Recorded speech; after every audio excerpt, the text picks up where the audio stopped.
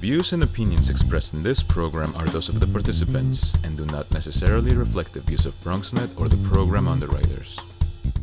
Hello, everyone, and welcome to the Social Justice Forums. I am Daren, Jaime, and of course, we thank you for joining us. If you're asking the question, what are the Social Justice Forums about? Well, it's a show that talks about the inequities that many people face. We promote civic engagement, conversation. We bring you some very interesting guests. And then, of course, an opportunity for you to find out more about the issues at hand. We encourage you to stay connected because guess what? The Social Justice Forums begins right now.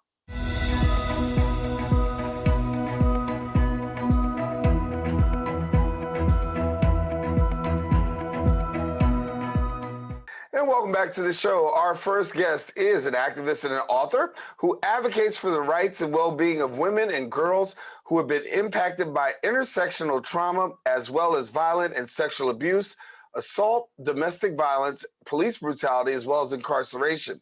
She's an outspoken woman who's a proponent of the need to incorporate harm reduction into our policies for addressing societal and justice issues within a human framework. We're pleased to have with us right now the author, the activist, and founder of A Little Piece of Light, Donna Hilton. And Donna, good to have you here on the Social Justice Forums. Good morning. Thank you for having me. I really appreciate being here. Yeah, well, it's good to have you, and it's good to talk about this topic because one of the things I think that sometimes doesn't get enough attention is when we talk about mass incarceration, there is the incarceration of women and girls. And from your work and your research, talk to us about what are we learning when it comes to incarceration of women and girls? Well, one of the things that people should really understand and try to grasp, right, and get an understanding of why in the past 30 years have the rate of incarceration for women increased at a rate of 830%. I think it's even more now. And so what that looks like, let me frame that out for people. Like in the year 1975, 1978, there were 2,000 women, a little over 2,000 women in prison. Now we're close to 300,000 women that are incarcerated in this country, right? Detained, incarcerated, in prisons. And so something's wrong. We have to understand what's going on, what's been going on, what's happening. And the vast majority, let's be very clear, unfortunately, vast majority are Black women, Black and brown women, specifically Black women. We far outweigh everyone else. And so, there's something telling about that. And we need to understand why that's happened, why it continues to happen, and how we can stop that from happening. And when we talk about stop it from happening, you've been very active, particularly with legislation. We spoke in support of legislation, particularly the Domestic Violence Survivors Justice Act, the New York State Less is More bill. So give us more about that bill and what you feel it will contribute to society. Well, as far as the Domestic Violence Survivors Justice Act, we'll say DVSJA, it's a long thing. Right. That I was a part of when I was incarcerated at Bedford Hills Correctional Facility. And I became a part of that fight inside because what I realized outside of my own issues, my own journey that led me to incarceration, was that the vast majority of women, young women that were inside, had been subjected to some form of abuse in their life. And no one did anything. But the response, it just dawned on me one day, is like the response is incarceration. Like we have hundreds of women here that have very similar stories, journeys, talking about abuse from childhood on, and no one did anything. No one did anything, or they were afraid to tell because they felt like they didn't have a voice, that no one would listen, no one would believe them. And we know that's true especially for Black girls. No one believes you. You know what I mean? No one believes children as it is, but in particular, Black girls. And so the criminalization of girlhood, Black girlhood, what does that look like? And that's what that was looking like. It was like, oh my God. And I was included in that. I was trafficked here and abused. I went to school to tell, and the school counselor, I was 12 years old. And my response to the abuse, the harm that was happening, I knew was wrong, but I couldn't stop it, right? By my father figure, right? Was to get a lock on my door. A key would keep away the monster, would stop the hurt. children, we put too much on children. We expect children to respond in adult ways. We expect children to understand and to, to figure things out and to do adult things. And they're just children. And so when you don't address it, when you don't help children, it continues, the cycle continues and continues. It's like you're walking into that dark tunnel. You keep doing it because it's familiar and it become comfortable, even though as abnormal as it is, right? And so what the response has been is to just lock people up, lock women up. And that's wrong. So that's why the DVSJ felt important for me to be a part of that, helping to contribute to the authoring of it and fighting for it. It took us over 10 years to get it passed. When I came out finally, in 2019, we were, blessed with getting it passed. And so, yeah, it's slowly coming along, even when bills get passed, it's still like, okay, because God forbid that, the right thing is to open a floodgate where people get out because you give them some form of justice. You created an avenue for them to be heard and to get justice that they've never received before.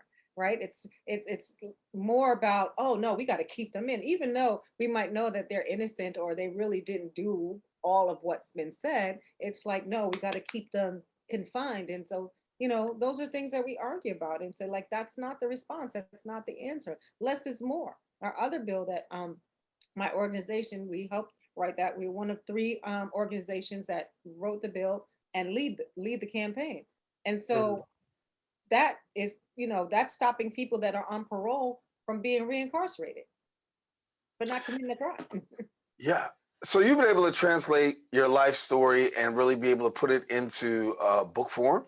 And I want to talk about that for a moment, but I don't want to miss what you said earlier, because for many people who may not be familiar with your story, you were a person that was a victim of actually being human trafficked. You dealt with trauma, you dealt with abuse, and this played out in your life. And as a result, incarceration also plays a part in your life. But now your story is, I want people to know, and I want people to know more. So talk to us about the book and what you're hoping that people will take away from it. Thank you for that. Professor Jaime. One of the things I like to say too, when I have these conversations and, people hear me talk about what happened to me as a child, people immediately, not everyone, but a lot of people immediately attack me and say, well, what about there was a victim in the crime? And, and I know that, so I want to be clear here. Like, I know that. I myself, I'm a chaplain. I'm a reverend at this point. And even when I wasn't, I got that. I understand that, right? That's why I'm doing the work. Because we don't understand how the layers of abuse and the ways in which it can happen, right? And if it's not close to you, and if it's not you, it's not people around you, because we don't look like you, or we don't have the same resources or opportunities like you, it doesn't concern you, right? And so people like to point fingers. So I was born in the island of Jamaica. I was trafficked here as a little girl. I was 7.5. I was brought here by a couple who, I left my mother and my family, and I know them. I knew them. And I was told I was going to Disneyland, and I never went back. Never went back. When I started happening at 9.5, I started being taken into a closet and raped and abused daily as a child. And no one would help. No one. Again, at 12, I went to school to hey, counselor, I need help. I just want a key to my door. Could you help me tell my mother, my now mother, right? I'm still waiting to go back home to the world that I knew, right? And I was hoping to get back to, but I had no say in anything. And so, the cycle of abuse continued, kept going. And, one thing I like to, let people know that and understand is that predators know prey. Predators know prey. And so people prey on you when you're vulnerable, when you're naive. And when they feel like you have no support, when there are not people around you that can give you that support, adults that can give you that support. And so those are the things I speak on, because no, I should never have been caught up into a situation that took a person's life. That should never have happened. And I don't want that to happen. I don't. It can be prevented, and people can see ahead of time, like, oh, this might be, and make decisions for themselves. It's like, and that's another thing too. We talk about decisions or choices, and people will say, well, you had a choice. You don't know what a person's choice is because you don't know what's around them. You don't know what's provided to them.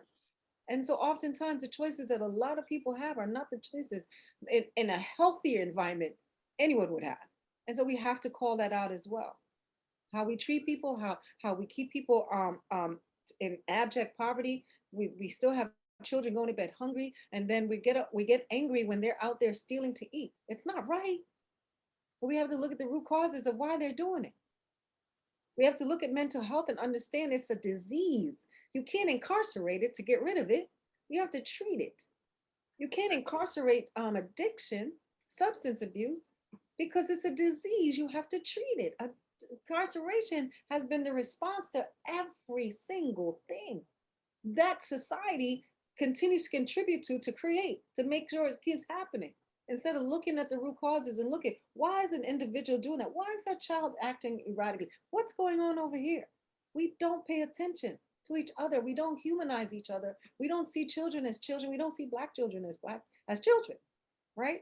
And so we miss the mark, and we're in a rabbit hole that we need to get out of. There's too much darkness. And so, yes, a little piece of light. We need more in this world. So having this experience of incarceration, being in and now out, you made it your mission, your life's mission, to really make sure that people don't find themselves in the same way that you found yourself. You formed a 501c3, and you got your organization out there now at the forefront. Talk to us about the work that you're doing and you're entrenched in now to try to really get people more aware, and at the same time correct some abject policies that we still have out there that are really affecting so many people in a bad kind of way. Yeah, so those two policies that we were just talking about, DVSJA and less is more, are some of them that we're doing to change the system, right? Because we have systemic abuse that continues to happen, against people that are poor and people that are Black and brown specifically, right? And so we're part of those campaigns. We're also part of, we help create a coalition. It's called COVER. It stands for Coalition of Voter Education Registration. So we're out there, or we will be out there again, getting people registered to vote, especially people that have been formerly incarcerated, that a lot of us were told that we could not vote. It was that unspoken thing like, oh, you can't do this, you can't do that, you can't. But come to find out you could, right? But we were misinformed, if we were ever informed at all. It was just this myth that kept going on that, perpetrated that, oh, you can't vote, you can't do this. So, but yeah, you can. And so we're educating people and getting our people to understand your voice is important. If your vote didn't matter, they wouldn't fight so hard for you not to do it, for you to cast a ballot. And so we're trying to re-educate our people to get them to understand that's important. So those things are some of the things that we do. And also we're able right now to provide some housing for women who continue to be the least served in the communities. We're so under-resourced where it comes to housing, employment, and other things. And, those are the things that we fight for. Well, Donna, I know one of the things that you do is you want to make your voice heard, and you want to make sure that women are represented. Talk to us about what you found to be the biggest challenge that's really affecting women when it comes to the area of incarceration, and what we need to know, who may from the outside in, we don't have that perspective, but people on the outside sometimes just don't know. But as a person who's been in, now out, what is it that you want people to know? Well, first of all, I want people to know that anyone that's incarcerated, right? And not just specific to women, but, of course, that's the side I'm on, are just human beings. We're just like you. We're no different. We might have made a mistake or two or three or four. We might have made some horrible mistakes.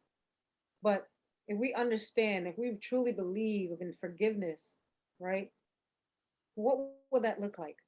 It's seeing the person who might have caused harm or caught up into something, and seeing their humanity, and seeing that, recognizing that, valuing that, and touching that, right? And trying to connect with that, so that person can also recognize their humanity and see yours. And so we can all just like start doing this thing called life in the way in which we were created to do it, right? With love, with understanding, right? We oftentimes, looking at people, and we want to find something to judge. We want to find something to blame. We want to find, because there's a lot going on inside.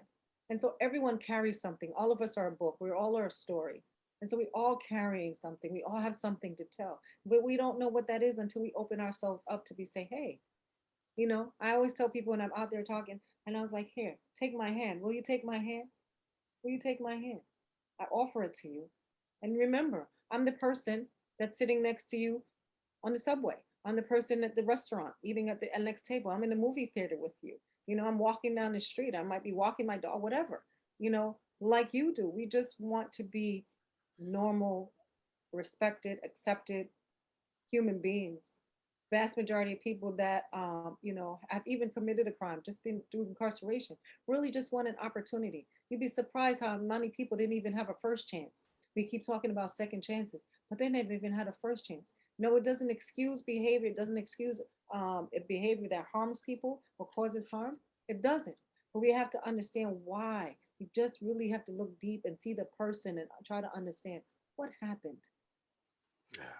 Talk to me about how you view life now. I mean, since your release, you've been doing some great work. And one of the things that I want to talk about was the fact you were a featured speaker at the Women's March in 2017 in Washington, D.C. And you've been a sought after voice to be able to speak to these issues. What's it like for you now being able to give back and have your voice be asked for and heard at a time like this? Well, thanks for recognizing that. One of the things that I'm always looking to, and I don't like to say this phrase anymore, but when I came out, I was saying it because I was that person. I spent 27 years inside. So, I was like, why are we so voiceless? How come no one would listen to us? So I had vowed that I was going to change it. I was going to do something to change that narrative. Like, no, you must hear us. We're here, right? You cannot just silence us, marginalize us, and disappear us. We're no longer going to be disappeared. And so like I made a vow. I didn't know how I was going to do it, but it happened organically with the help of Sister Mary Nerney. He used to come inside Bethridge. He became my mother figure. And so I was blessed enough to, have that opportunity through speaking and stuff. And it just grassroots kind of grew and developed. And I guess, people started hearing. We say we listen, but do we truly hear? And I think people started really hearing. Like, wow, this happens, this can happen. Yeah, it can happen. And people started understanding that. And so it created more opportunities for me. And, and one of the things I've decided, I stand in my truth. Narratives have been created about me and for me that were not mine and not my truth. And so I'm standing in my truth, and I want to show you can stand in your truth. Take your power back. Those that have caused you harm, that have abused you, they don't have that power. Don't give them that. Don't continue to give them that. Take it back. Own your truth. No matter what it is, whether someone believes you or not, you believe you. You believe you. And that's what is important. Yeah. Well, Donna, I want to let you know it's been a pleasure having you here with us, and the work that you're doing, continue to do it, making a difference, making an impact. Share your story because, as you share your story, I think more and more people are becoming more inspired and then ultimately transformed, just like your life as well. So thank you so much for being with us here on the Social Justice Forums. Thank you for having me. Have a great All righty, Donna Hilton, our guest here. And I want to let you know we want you to stay with us because guess what? We're going to take a quick break. We've got more Social Justice Forums. We'll return right after this.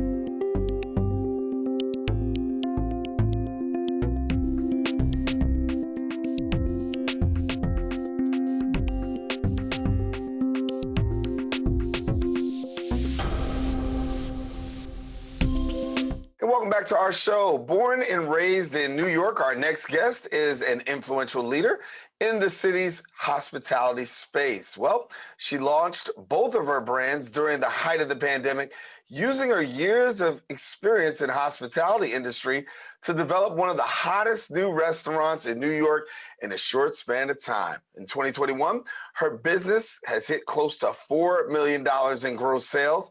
And joining me now to share more, we've got the co-founder of Kokomo Caribbean Restaurant, Rhea Graham. And Rhea, thank you for being with us here. Hi, thank you for having me. Thank you. And, on the show, we talked a lot. We talked a lot about how the pandemic has actually affected people in a downward kind of way. But yourself, you've been able to turn things around in a major kind of way. So talk to us about the initial thought of doing this restaurant right in the middle of the pandemic. We actually wanted to open an event space, and we were looking for places around Brooklyn, and we couldn't find anything. And our realtor ended up showing us a space that was a restaurant. So my husband and I both have prior restaurant experience, and we were just like, you know what? We have a love for the culinary arts. Why not give it a try? And it ended up being the best decision we could make, because I mean, an event space in the pandemic probably wouldn't have been such a profitable business, but the restaurant was received so well by everyone, the neighborhood, Brooklyn, the whole of New York City, to be honest. And I think it's because we really showed the in and outs of the whole experience. We showed when the pandemic hit us and how it affected us, and how we were delayed by about 4 or 5 months. We couldn't open, and we invested so much money into it. And I believe because we emotionally connected with a lot of people, when we finally got the doors open, it was like a flood of support. Yeah. And you've had a flood of support, people flocking from all across to visit your restaurant. And I know when a person first gets started, you want your business to do well. Everybody wants their business to do well. Are you surprised at all with the amount of success that you've been able to generate since then? Well, I'm surprised, but my husband always cringes when I say that, because he believed in the business even when it looked like we weren't going to open. But I was 1,000% surprised by the outpour of people that came out from the opening day. It was the height of the pandemic, and the line was literally wrapped around the corner, our first day of opening. And after that day is when I was like, wow, we really have something good here. We're on to something. And it's pretty much hasn't stopped since. Yeah. So you do a good job of really bringing across Caribbean cuisine as well as culture. So talk to us about the Caribbean culture and how that influenced what you wanted to do in your restaurant. Yeah, so I'm of Caribbean descent. My mom is from Trinidad, my father's from Grenada, and Kevel was born in Jamaica. So because of that, we have deep ties to the Caribbean culture.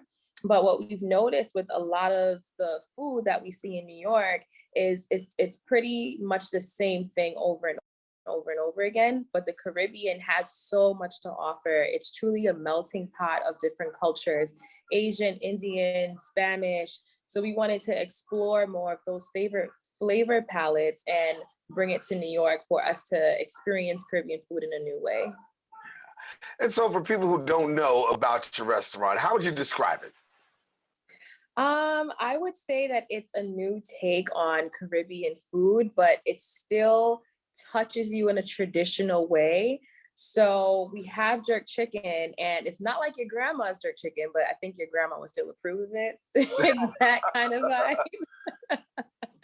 So yeah, we want a lot of our dishes to remind you of home, but not be identical. We wanted to just explore the flavors a little further than you typically would. Yeah. And then you also do something a little special with the drinks, huh? Yes, I mean, that is probably the highlight of Kokomo. Our drinks are the flavor palette is something, I think it has something for everyone. So if you want a drink that's more fun and fruity, we have that. If you want something that's a little bit more bitter and has more of more masculine drink, we have that as well. And it's just fun. A lot of our drinks are just fun to drink. Yeah. And for yourself, as a business owner, we often have conversations about diversity and inclusion in the workplace. But yourself, you've been able to master that. And I know that from what I understand, that you've got a diverse population of people who actually are working with you. Talk to us about why you felt it was important to have diversity in the workplace. Well, actually, it was completely unintentional at first. We were just hiring whoever we thought were best for the job. And when we looked around, it was just like, wow, we really have a diverse employee, sorry, a diverse, what is it called? Staffers. Right. And and what it did is it made us start exploring their cultures more as well. So in our family meals, we typically have the chefs downstairs cook a cuisine from their culture, and we let the waiters and the bussers and everyone else eat it and enjoy it. And what it does is really sparks conversation, which is why we love food, because food is always a gateway to great conversation. Yeah. For yourself, it's been a interesting ride. You've navigated trying to, work this thing through the pandemic yourself. Your husband putting together this wonderful restaurant, and now you're a successful entrepreneur. But you've got another kind of twist that's coming along. That's family life. And so, for you, congratulations. I understand you're a brand new mother. Gave birth about 4 weeks ago. January 12th, so a little longer than that. Okay, okay. So what's it been like for you trying to juggle both, keeping being the mother and being the entrepreneur? Well, that's where my great husband comes in. He honestly, yeah, he honestly backfills a lot of the slack that I've been putting out because of me being 9 months pregnant and going on maternity leave. And that's why I'm so grateful that I have not just him, but my whole family standing behind me when it comes to this business. And I truly would not have been able to do any of it without them, because there were days where I just wanted to stay in bed, and I did. And I'm happy that I had that choice because I have such a great support system. Yeah. So what's been your biggest lesson that you've learned through this? Because obviously you have some ups, some downs. You talked about the question of were we ever going to really be able to make it, given the fact that you experienced delays like everybody else, supply delays, everything else that hit. What was the biggest lesson that you've learned building from the ground up on this business? I would say to learn to trust yourself more and rely on your instincts. And you have to stay grounded and stay spiritual in the whole entire thing, because pretty much life is completely out of your control. And you have to believe that even when bad things happen, good will come out of it. And it's all working for your greater purpose. Yeah. So here we are in March, and March is Women's History Month, and certainly you are an entrepreneur that's making history in your own kind of way. But talk to us about the influences that you've had who have been women to help you to be who you are today. Well, I mean, it's cliche, but the number one has to be my mother. Seeing how she grew up and the fact that she came from literally nothing in Trinidad, and she had to work her way through college, but fortunately she got a full ride, and she went on to corporate America to build something great for our family. And me seeing her just go through the struggles of being a mom and working full time and going to school full time, and then the woman that she is today is just phenomenal. And that's my number one hero. Yeah.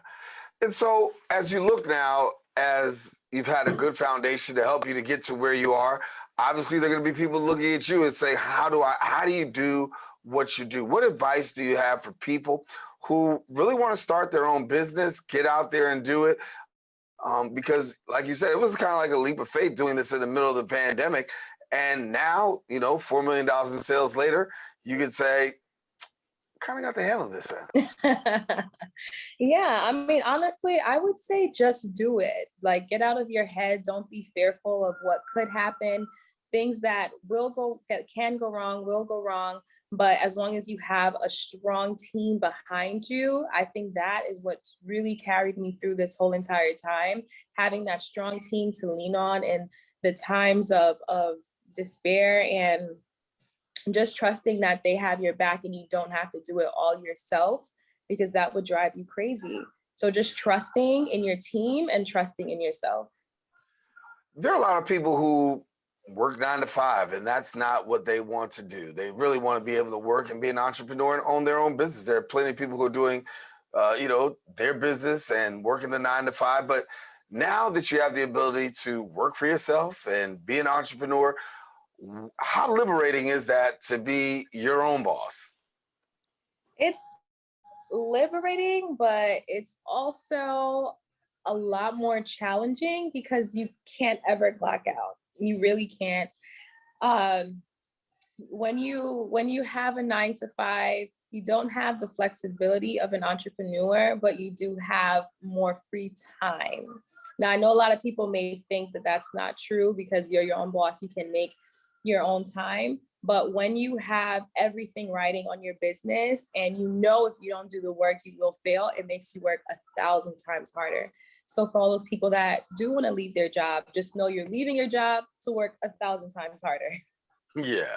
So when we start out, you talked to me about, the restaurant wasn't the first idea. The event space actually was, but then you decided the restaurant would be the thing. So where does the event space now land? Do you find yourself still want to do it?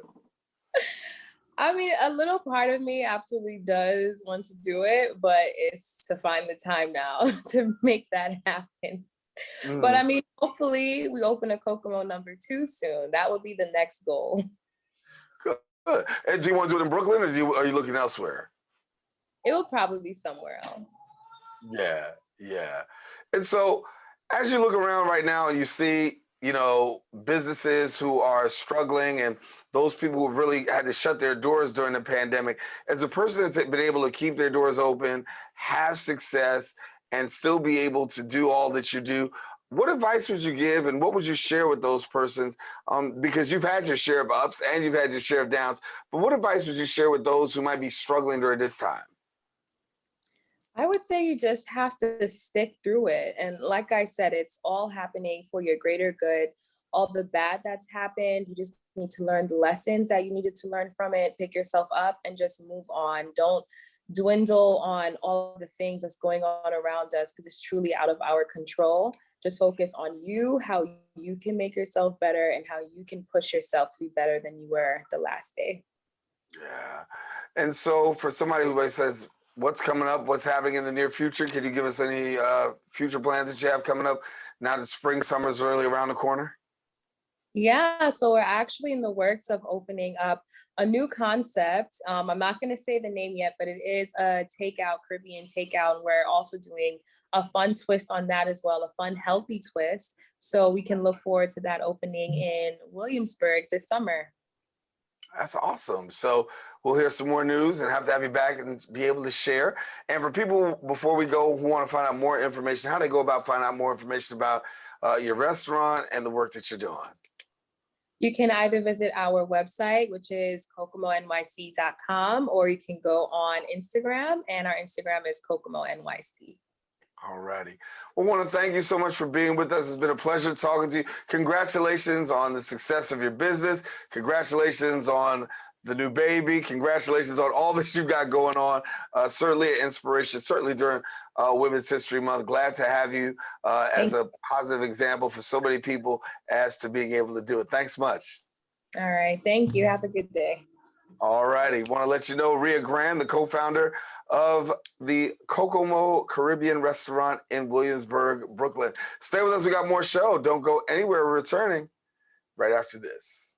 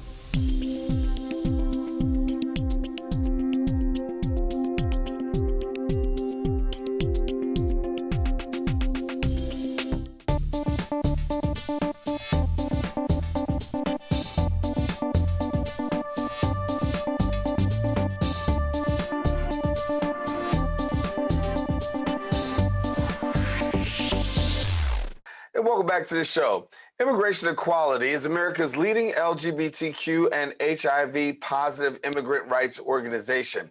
Now, through direct legal services, policy advocacy, and impact litigation, they advocate for immigrants as well as families based on their sexual orientation, gender identity, or HIV status. We have now joined with us the Senior Staff Attorney of Pro Bono Program at Immigration Equality. We're pleased to have Amitesh Parikh with us. And Amitesh, thank you so much for being with us. Thank you so much for having me. Very excited to talk today. Yeah.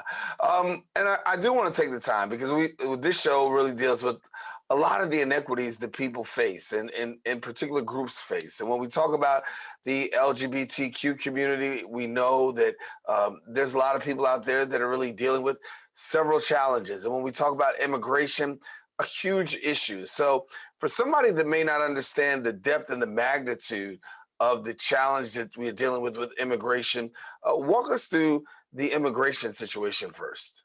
All right. So thank you again.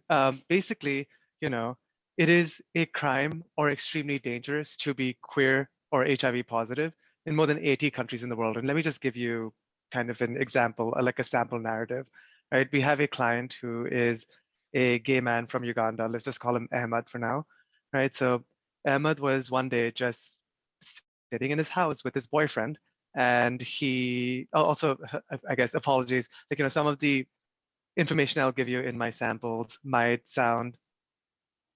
be a little alarming for people, so I do apologize beforehand. But so Ahmad was just sitting in his house with his boyfriend, and suddenly a mob of people broke into his house, into the privacy of his home, and started beating him up, all because he is gay. His family then came and did not stop them from beating him up. In fact, they joined in on that beating. And then the police were called, and the police, again, did not help them, but in fact arrested Ahmad on charges of being gay, right? And then a lot more happened in the story that I'm not going to get into, but that is basically the plight of a lot of LGBTQ and HIV positive people throughout the world. And so we were founded about 25 years ago to try to help queer and HIV positive people seek safe haven, to find safety, to be able to live freely here in the United States. And so that's basically why we were founded. In addition, apologies, in addition, at least, before the marriage equality, before marriage equality was passed, same-sex couples were separated by unjust laws, unjust policies. And so we were also founded to help kind of reunite queer families, despite these unjust laws and policies. And we still continue to do so. Apologies again for cutting off. Yeah, no problem. I appreciate you sharing. I think that for many people, we do have a false sense of what goes on across the world. And I think when you look at America and we see a democratic free society, I'll say it like that where everybody's considered to be equal, you look around the world and you find that that's not always the case. Absolutely. And, it's kind of heartbreaking the amount of homophobia, transphobia, queerphobia, and xerophobia that exists in the world, even in countries that, might look amazing on paper, right? Let's just take Brazil as an example. Brazil is supposed to be, on paper, an extremely progressive place. Like, they've passed gay marriage, they allow for people to change their gender, to change their gender markers on even official documents such as passports, birth certificates. But on the ground, even though on paper it is paradise, on the ground, Brazil is the most dangerous country in the world for transgender people, right? And so it agree with you, it really is heartbreaking what the situation on the ground is. And we actually do have to, even in terms of immigration to the United States, we definitely do see kind of trends in immigration to the United States, and we also have to kind of update the way we work with our community in reaction to events that are happening worldwide. So for instance, when the Taliban took over Afghanistan last year, it was in August, we spoke to hundreds of LGBTQ Afghans and tried to advocate for them with the US government. And so, so it's a constantly evolving field. World events definitely have a very huge impact on the way we do our day-to-day, on the way that we do our daily work. Yeah, yeah. Give me a number, if you will, about the people who are actually seeking asylum, because we know that there are plenty of people out there that really are trying to strive for better and want to be in a better situation. What kind of numbers are you seeing when it comes to asylum? That is a hard question for me to answer, mostly because those statistics are not really revealed. What we do know is that, well, currently immigration equality is helping around 700 people in their applications for asylum and other humanitarian relief. But we are getting calls from thousands of people every month, right? And in addition to that, like in addition to just immigration equality, which focuses only on queer, trans, and HIV positive immigrants, we also are very aware that there are several other legal services organizations in New York City itself, and they are also all at capacity, and they also receive phone calls from thousands of people every day. The way our immigration system currently is, the asylum system, there is currently a backlog of over 100,000 cases. It's in fact more than 100,000 cases. That's a lower estimate, but there's a gigantic backlog. And what the backlog is that people who filed their asylum applications before 2018, I believe it was January 2018, have currently been waiting for an asylum interview, that is for their asylum application to even be heard by an asylum officer for years, and that wait does not seem to end. Amazing. And the pandemic has caused tremendous backlog with these numbers as well. And when we look at the pandemic and looking at navigating it, how's it been for your organization meeting the needs of people in this time? It's been kind of a blessing and a curse, if I want to say, like if I'm allowed to say that, I guess. But Right. because of the pandemic, we are now able to serve. So let me back up a little bit. So Immigration Equality has always been a nationwide organization, and we've always had clients all over the country, and we've always been able to do intakes for clients. We've always been able to speak to clients, telephonically. But the pandemic kind of forced us to go on a more virtual platform.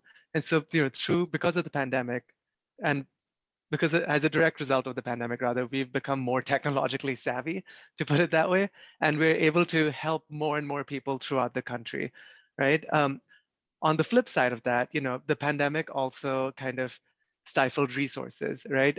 So immigration equality, one of the main ways we work is that we have a pro bono program where we work with attorneys at over hundreds of law firms who volunteer their time to help represent clients that come to immigration equality, right? But because of the pandemic, a lot of law firms were not able to donate enough volunteer time to represent clients. And so we had several months where, we just had clients in our program and we were unable to find attorneys for them.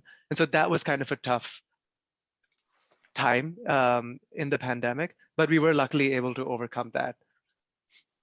And I wanted to go back to something because when we talk about seeking asylum, right, and the work that you're doing, some people ask the question like, well, how does one seek asylum, and on what grounds can a person actually seek asylum?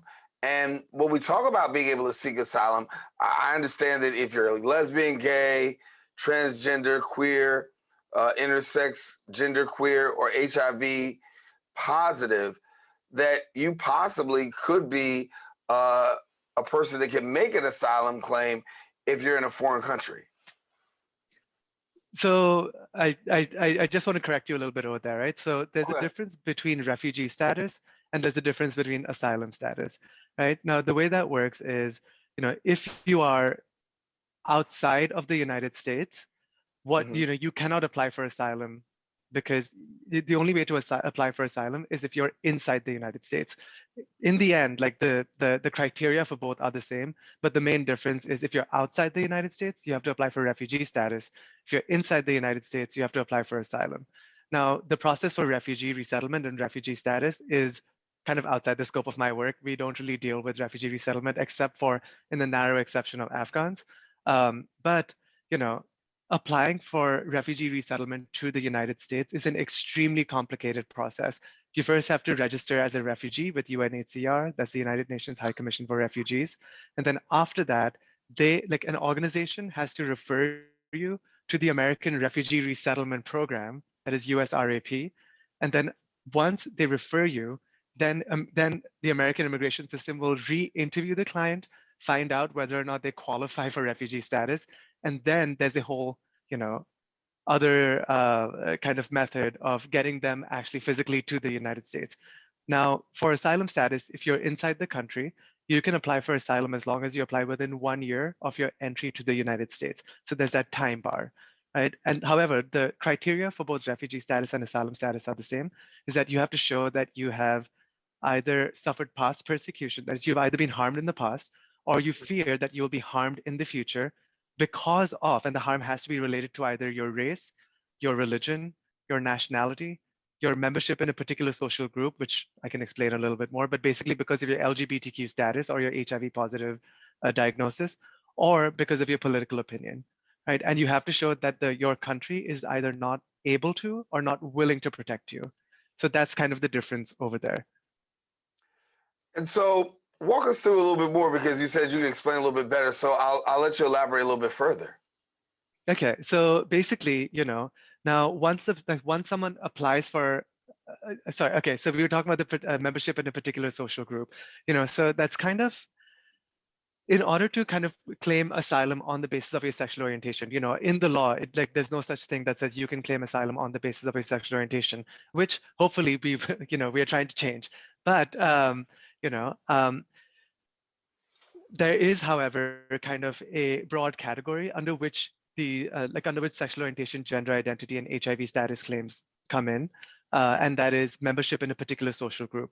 Right now, in order to claim asylum under the membership in a particular social group, you have to prove that you are a member of a group that should not be forced, that basically shares certain characteristics, and you cannot and should not be forced to change those characteristics. So for instance, take a population of transgender women, right? They share they share this common characteristic of being transgender women, right? That is, they share a non-cisgender gender identity, right? And they cannot be forced to change that. You cannot change someone's gender identity, right? And so, I mean, you cannot outwardly change someone's gender identity. You cannot force someone to change their gender identity, is what I mean to say, right? And so, and so they would basically count as a particular social group for purposes of asylum, and that's basically what that means. I see. Well, I want to talk a little bit about your strategic plan. There is a 2020 to 2023 strategic plan that's been launched to better serve your clients and your clientele. Give us a little bit more into your strategic plan. Yeah, absolutely. And thank you for that question. So basically, when as we're representing clients, we provide, as we provide free legal services to clients in need, and we're currently representing around 700 people. We hope to continue doing that, and we hope to kind of expand our services to help more people if possible. Right? Then we also have a detention program where we're hearing from thousands of people in detention, and we're trying to get them out of detention. Immigration detention is a terrible place for queer, trans, and HIV positive immigrants. There have been reports of medical neglect. People living with HIV are not given access to medication. We have a client who, when they entered the country, they told immigration that they're a person living with HIV. The medication was taken away from them, and then they were not given medication for a month. And then when they were given medication after that month, it was the wrong medication. They had a severe reaction to it. And then they were given the right medication, but it was the wrong dosage of the medication. So basically, it took them 3 months to get life-saving HIV medication, right? And so immigration is just absolutely unsafe for immigrants living with HIV, for transgender, for transgender people, for queer people. And so it is our goal to have immigration agreed that no queer, trans, or HIV positive person should be detained by immigration detention. And that's something that we hope to work on in the next few years. In addition to that, we hope to continue trying to get people out of detention as much as possible and also help them with their applications for asylum. And then we also hope to, kind of advocate for, by doing a direct representation, we are sometimes able to see, if there are any unjust laws and policies that directly impact our clients or even indirectly impact our clients. And so through advocacy, we also hope to try to change such laws and policies. And I can give you an example of one that we hope to change in the next 2 years. A lot of, an immigration identity document can sometimes be the only identity document that an immigrant has, right? And for transgender applicants, for transgender immigrants rather, sometimes that can be the only identity document that has their gender identity listed on there. So for instance, say a transgender woman from Mexico, right? Her passport says that her passport refers to her as male, her birth certificate refers to her as male, but she is able to get an immigration document that, like, that shows her correct gender marker as female on her document. And however, in order to get that correct gender marker, immigration has placed very high burdens on the applicant. Basically, what they've said is that this transgender woman from Mexico would either have to get a medical letter or a court order showing that her gender marker should be female. Now, a lot of our clients don't have access to gender affirming medical care, and a lot of our clients definitely don't have the resources to seek a court order to that effect, right? And so we're trying to get immigration to agree that transgender applicants or non-binary applicants or people of different genders should be just allowed to self-attest that actually I am female and I don't need to give any proof of the fact that I'm female, because in the end, like someone's gender identity doesn't really matter when immigration is deciding on a work permit application. Like that is not the basis of that application. So it really shouldn't matter. So that is something that we're also trying to work on. Yeah. And how optimistic are you with these initiatives going forward that you can see some sufficient turnaround in these legislations and things that are out there? I want to say I'm semi-optimistic, to be honest with you. Since the Biden administration, or rather since since President Biden took office, they have made a number of changes to immigration laws and policies, something that advocates like immigration equality have been pushing for years, right? For instance, now the Biden administration, the state, there's a lot that goes into this, but we had several lawsuits against a discriminatory State Department policy that denied birthright citizenship to children of same-sex couples. And so, we fought this in court, we litigated it, and we won. Every single time that we fought this in court, we won. And we've been pushing the administration for years now to change this policy. And finally, the Biden administration changed the policy, right? It was I believe in May 2021, they changed this policy. And around the whole, around the whole self-attestation of gender identity, there actually is a huge push from immigrants' rights organizations, from queer rights organizations, to have immigration just let people self-identify their gender. So I'm cautiously optimistic that this is something that will happen in the near future. Yeah. And so as we look at set our sights towards the future here in 2023, 2022, are there any particular things that you're looking out for specifically? I guess certain things that we're looking out for specifically are, we really are hoping that the Biden administration makes a pathway for queer Afghans and HIV positive Afghans to come to safety in the United States. We left Afghanistan. We should make a pathway for these people to be safely relocated to the United States. In addition, what we're really hoping for, again, is making sure that the Biden administration agrees, that immigration agrees, that queer and HIV positive immigrants not be ever detained, or rather there be kind of a presumption that they should not be detained. So these are kind of two of the things that we are really focusing on right now. Wow. So for people who want more information and can get connected to the work and the services that you do, how do people go about it? And if they're here and they're saying, listen, I do need a voice, I do need some advocacy, how can they connect? The best way to connect to us, if you're looking for immigration services, reach out to us via our website. We have an inquiry form on there. But if you're just interested in supporting our work, I think the best way to do that is to make sure that your elected officials know that the issue of queer immigrants and the issue of immigrants living with HIV is important to you, right? Like make sure that you look at the immigration platform of the candidate that you support and make sure that it is queer immigrant friendly, right? Let the Biden administration know that it is important to you that queer Afghans are resettled in the United States. Like let them know that that you want the administration to expeditiously resettle queer people, be it from Afghanistan, be it from the Ukraine now. You want to resettle them to the United States and provide a pathway for that resettlement. And also, always donate to legal services organizations like us so that we can increase our capacity and also help serve more people. These are just some of the few things that you can do. All right.